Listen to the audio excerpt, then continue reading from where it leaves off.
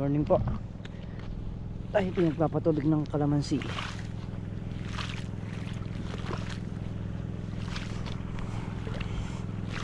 Tumirik na yung araw.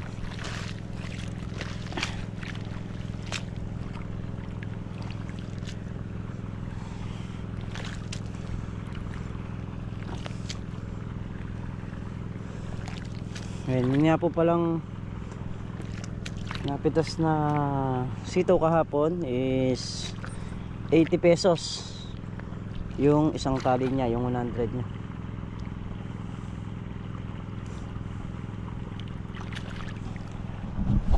Ayan, 16, 32,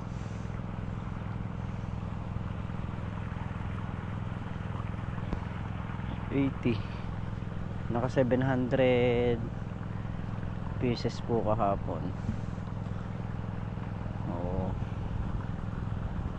320, nasa 500 plus po. Ayun, balis kay Mrs. na lang kasi inabot yung faktura kanina, so hindi ko na rin nakita. Pero tinanong ko na lang kung magkano yung ano, nasa 80 nga daw. Eh, naglileting sila. Parang Carlo nagpapatubig doon sa may sitaw. Tayo dito sa kalamansi. Lagay. Ba't kala ko patutubig? Hindi yan. Yung kalamansi. Kala ko to. Ah, manwala ka. Aliwa ka. Kaya? Hindi. Yan o.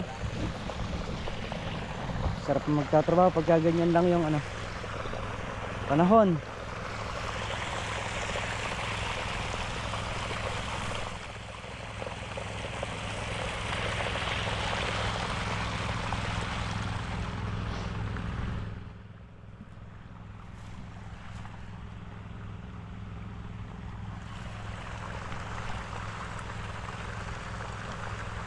Yan, malinis. Bali, Robin nga pala yung ginagamit natin dito. Yung diesel ginagamit sa sitaw. Sila Tol Nariel naglalagay ng letting na kulay asul. Ayan. Eri kasi kailangan na rin patubigan ng mga kalamansi. Kaya papatubig tayo. Yung kalamansi sa baba, nung halos isang araw lang napatubigan yon, kasabay nung ampalaya. Ngayon ito namang itaas.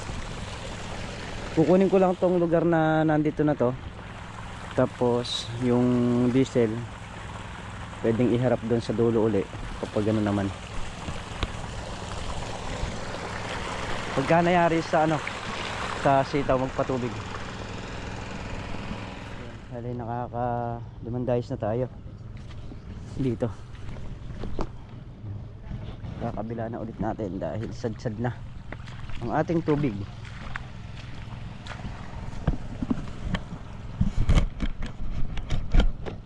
Gusto ko lang yung ating camera sa ating paglilipad ng hose.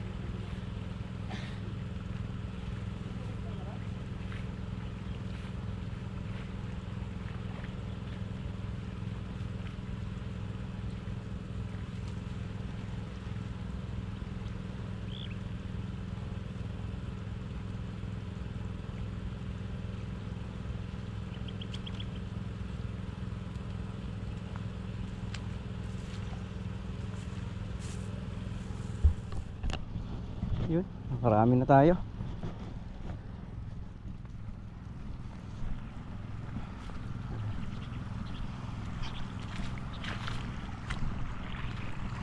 Dito na tayo dapat tubig.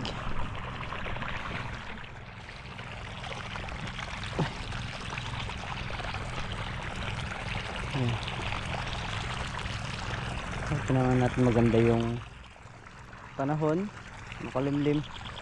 Paring Carlo, mayayari din ngayon dun sa sitaw yon. Kaya bukas pagkakon pwede natin ilipat dito yung diesel. Kasi makasumo yung gas. Hindi kagaya ng diesel, medyo matipid. Ay! Kulitis. Daming kulitis. Hirap naman magbota pag nagpapatubig kasi bumabaon yung bota dahil nga lumalambot yung tubig, ay yung lupa napapalambot ng tubig. Ay.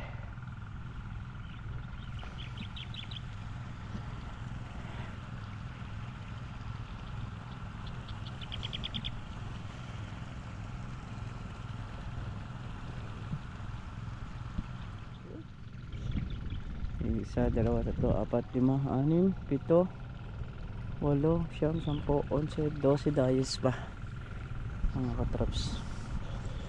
Ilan dayos na ba tayo? Isa, dalawa, tatlo, apat, lima, anim, pito, walo, siyam, 10, 11, 12, 13 dayos na.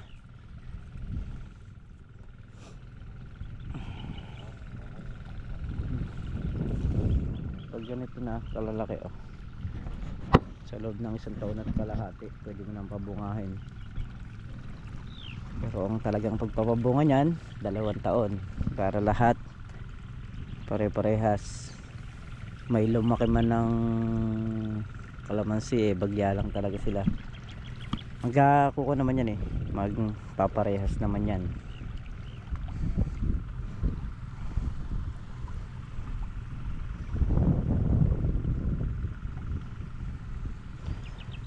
Ito maghapong maganda panahon ngayon.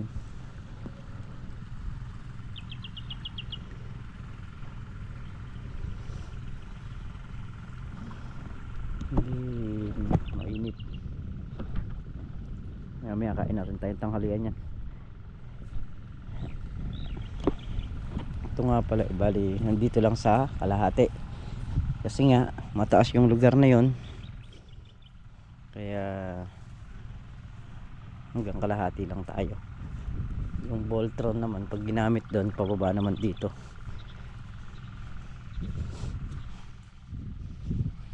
Ayan, tubig ng kalamansi. Ayan, hanggang dito lang yung kaya niyang paakyatan. Ayan, lugar na yan. So ito na yung kalahati niyan. Pag doon naman ang galing yung tubig, bababa naman dito. Aabutan na rin lahat ng matataas dito.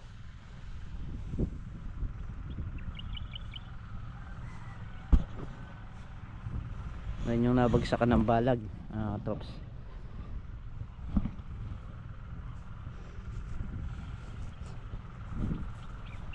Ito hindi tinanggalan ng bunga dahil pang tiltilan daw, talagang dito pa nagtira. Tingnan yung mga bunga, pakarami hanggang baba. Ayan, hanggang baba may bunga.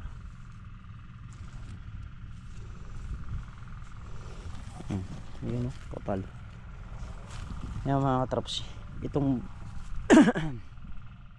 itong bunga na to pag naglakihan to lulundo yung mga sanga nyan. Nakatama yun, nakaganyan. Ayan, mga yan.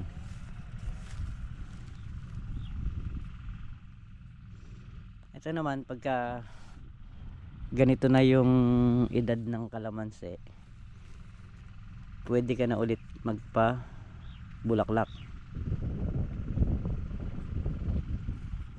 Habang nagpapabunga ka, kasi pagka may bunga ng ganyan pwede ka ulit magpabunga. hindi naman kuwan yan, pag may bunga na hindi mo na mapapabunga, ganun. Itong kalamansi kahit may bunga yan, pag gusto mong pabungahin mamumunga pa rin yan. Kaya lang nasa timing lang, nasa tiyempo mo lang. Gaya ng mga ganitong size, ito yung tinatawag na gaholen. Sa loob ng isang buwan dun mo palang haharvestin ito. So estimate mo lang pag nagpabunga ka, kung hindi mo patutubigan ng 10 araw, hindi naman matutuyo ito Tapos sasabog ka ng pataba, 1 linggo lalabas ang bulaklak, mag-i-spray ka, 1 linggo lalabas yung matanghito. So hindi mo siya pwedeng isalit kasi matitiyempo siya sa pumipitas ka, maselan yung matanghito. Kailangan maliit pa siya rito, halos ganito pa lang ito. Pag gusto mo na magpabunga, pabungahin mo na. Saktong malalaki to, yung kasunod niyan, yung sinlaki ng butil ng mais. Yan. Hindi naman sa kalamansi, hanggat gusto mong pabungahin, umumunga yan. Hindi naman kagaya ng mangga yan na isang panahon lang sa loob ng 1 taon. Ang kalamansi kahit na pabungahin mo ng 3 beses sa 1 taon pwede. At yan ang target natin. Tatargetin natin yan, yung pagpapabunga na yan. Pagka talagang tayo nasa tamang edad na ng mga kalamansi na hawak natin. Kaya gusto ko talagang lumabong ng gusto yung sanga para maraming pagkunan ng bunga. Ayoko kasi yung kabud na lang mataas na walang sanga, pangit yun. Mas maganda yung mababa, maraming sanga. Sa pamimitas man, hindi mahihirapan yung mamimitas kasi mababa lang. Dito naman gagawa pa rin tayo ng ano rito ng andamyo. Kahit nasabing mababa ito, gagamit pa rin tayo ng andamyo rito.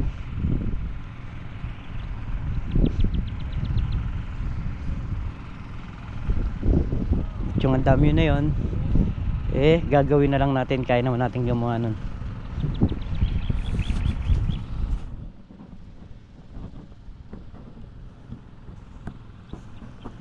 Timano, masigla na ng kalamansi ng matubigan. Iba yung pusyaw. Lipat na ulit natin.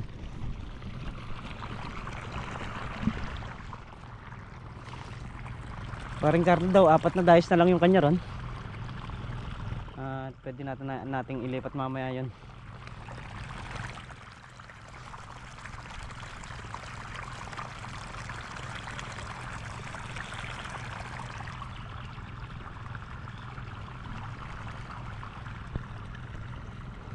Ayan yung kabilang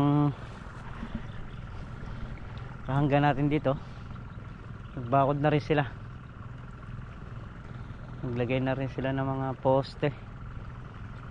Iba kasi yung nakabakod, unang-una safe sa mga kalabaw.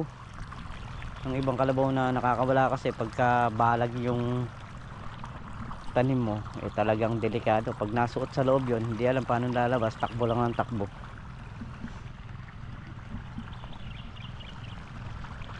Kaya safe talaga yung may bakod.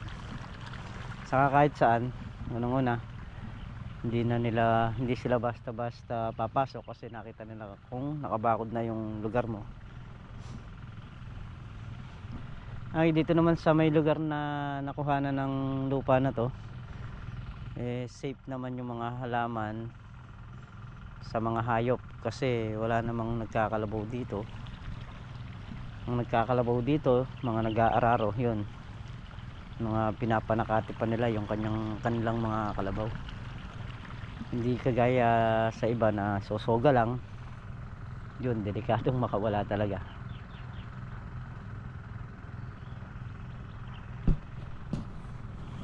Yan. Ito yung mga tinitrim natin yung mga ganito. Ito, pag na may dala tayong pang trim, tinatanggal ko yan. Kaya ganito yung kinakalabasan. Napapansin nyo, ayan yung mga sanga nya, ayan o, putol dito yan. Yung mga sanga nya ang lumabas sa 2, 3, 4, 5, 6, 7, 8 9, 10, 10. Sa bawat pagputol mo ng isang sanga, maraming kapalit.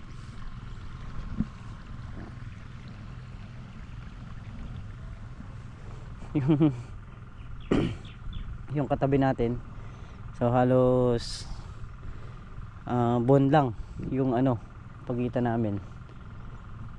Kaya lang hindi yata nila alam yung bulugan, so halos nagpupuro bulugan yung kalamansi nila, hindi nila alam. Pero sabi nila mga ano daw to mga sanay daw sa kalamansi. Ang pinagtatakan ko lang, yung mga bulugan hindi nila inaalis, yun yung lumalaki.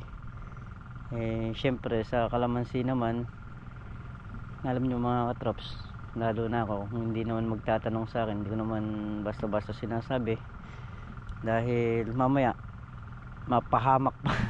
Kumbaga sa ano parang mapahamak pa ako doon sa itatanong nila na kwan. Ngayon kung magtatanong sila, sabihin naman natin. Nung una yung nagtatanong dyan, nabanggit ko na yung bulugan na yun. Kaya lang hinahayaan lang nila kasi nga yung bulugan malakas lumabong. Ang hindi naman nila alam yung hindi namumunga yun, puro tinik yun. Sa paghahalaman, sabi nga kanya-kanyang diskarte yan, kanya-kanyang pamamaraan. Kaya yung sa atin, kung ano lang yung nandyan, yun lang didiskartehan natin. Hindi natin kailangan diskartehan yung iba, kasi sa bandang huli ikaw pa mapapasama.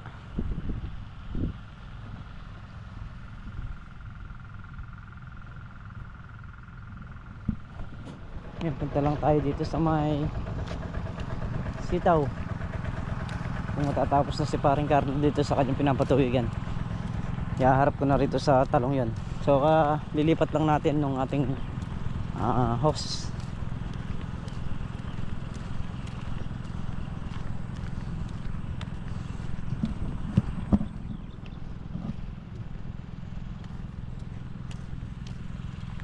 Bali nagkarga ng pataba si paring Carlo dito sa may sitaw.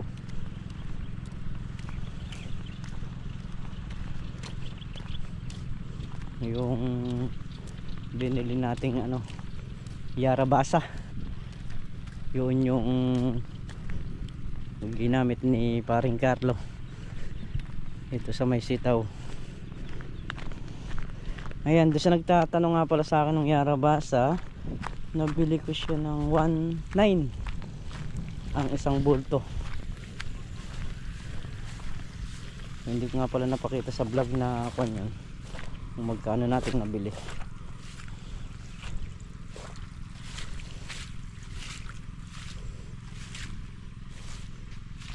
Mas mababa siya ng konti sa sa Yara Winner.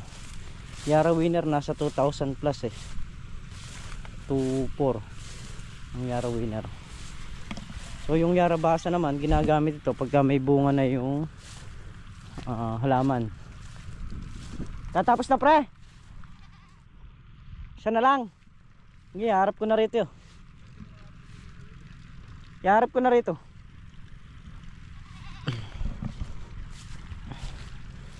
Talong nagbubula-bulaklak na rin. Ayan o. May iba may mga bulaklak na. Pakita natin yung Yarabasa. Ito. Ayan po yung Yarabasa.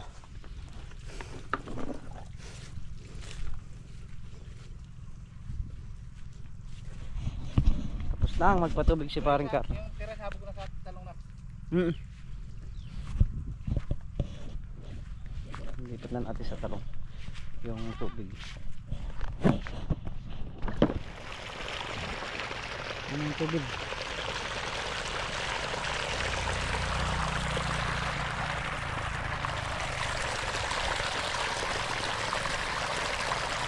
Bali, ilang dayos lang din yung patutubigan dito. Dahil yung nandun, basa na sa dalawa. 7 dayos na lang yung patutubigan dito. Tapos yung dulo doon, kukunin yun doon sa may paligiran pag nagpatubig doon sa ampalaya. Kasi mas maginhawa doon kasi diretso na yung paligid niya rin sa dulo. Nung magpatubig kasi ng ampalayan, tinubigan din yun. Ito hindi natubigan, kaya ito yung patutubigan natin. Parang pagdating doon, yun naman ulit. Kung saan kasi maginhawang dumaan yung tubig, doon natin inaayon. Kaya mga halaman dito nagdilig na rin. Ayan yung mangga, langka, balimbing, santol. Ayan yung mga buko. Kunin ko nga dun yan, tapos dito ko ililiko. Patabaan mo yung mga halaman. Yan. Para ma-very good ka kay Sir John. Para sa wintad. Hindi. May 4600 yan, di ba? Yan.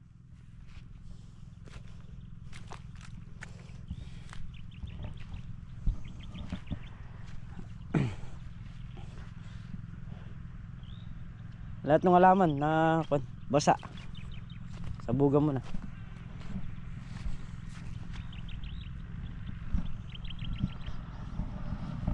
Kailan ka bibili ng gamit?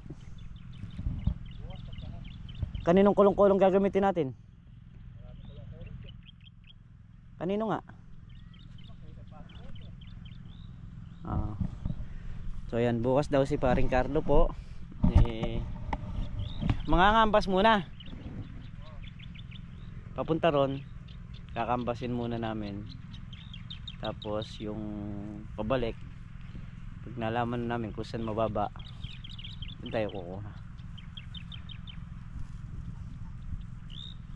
Para makatipid-tipid din.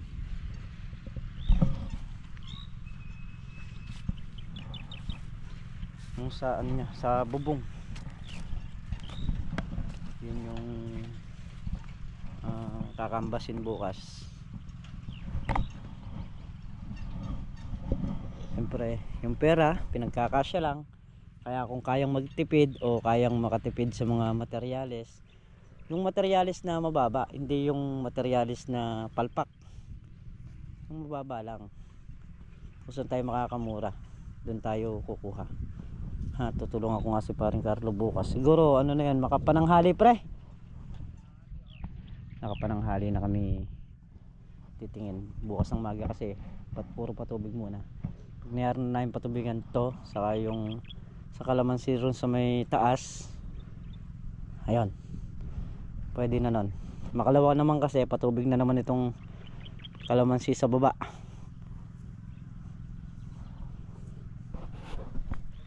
Ito na lang mga dulo na ito babasain natin na hindi inabutan doon. At pwede na natin iharap din yung hose. So check ko lang yung sa ano, yung sa kalamansi natin.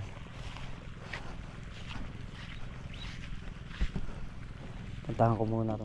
Yun po mga katrops. Ay, pumalipit.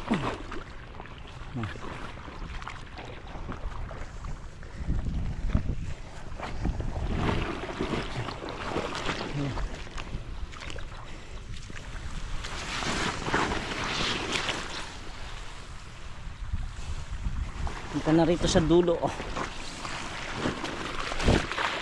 Yan. Ito na, itutubigan natin. Ayan.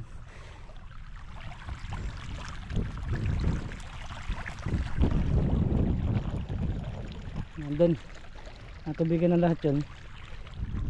Ito na lang kung hindi pa natutubigan.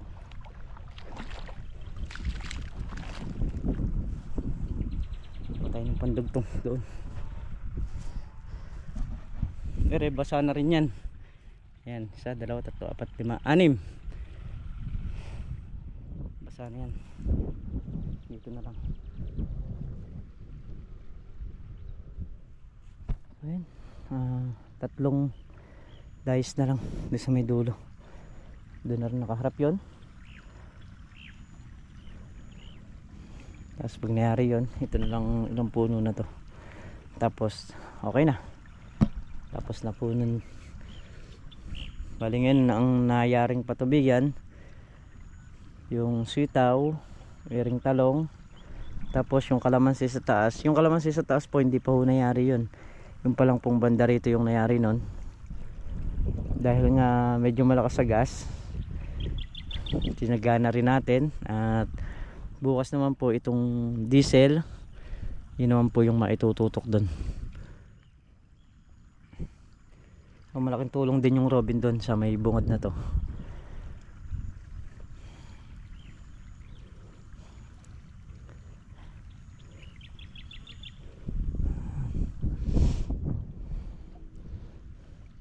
Baka kasi pagka diesel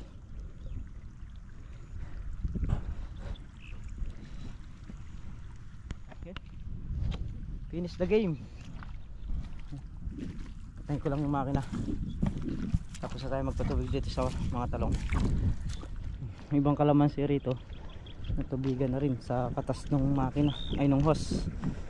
Ayun, dami na rin natubigan. Dahil nung pinasingaw natin, pinarar natin yung gilid. O siyempre lalalim yun. Dun dumaan yung mga tubig. So yan mga katrops, at dito na nga tayo sa bahay at nakapaligo na rin tayo. Ayan, at muli po, maraming salamat po sa inyong lahat. So yun nga po yung ganap ngayon, nakapagpatubig sa sitaw, sa talong, nakapagpataba na rin doon. So bukas naman po yung ating kalamansi. So nakapagbukas na rin tayo doon sa patubigin sa kalamansi. Kaya lang mas maganda talaga yung Voltron, yung diesel yung gagamitin natin doon para mabilis, saka medyo malakas, no? Medyo malakas na, matipid pa. So muli mga trops, kita-kit tayo sa susunod na upload at mag-iingat po ang lahat palagi. Maraming salamat po sa suporta at sa pagtitiwala nyo. Bye bye po.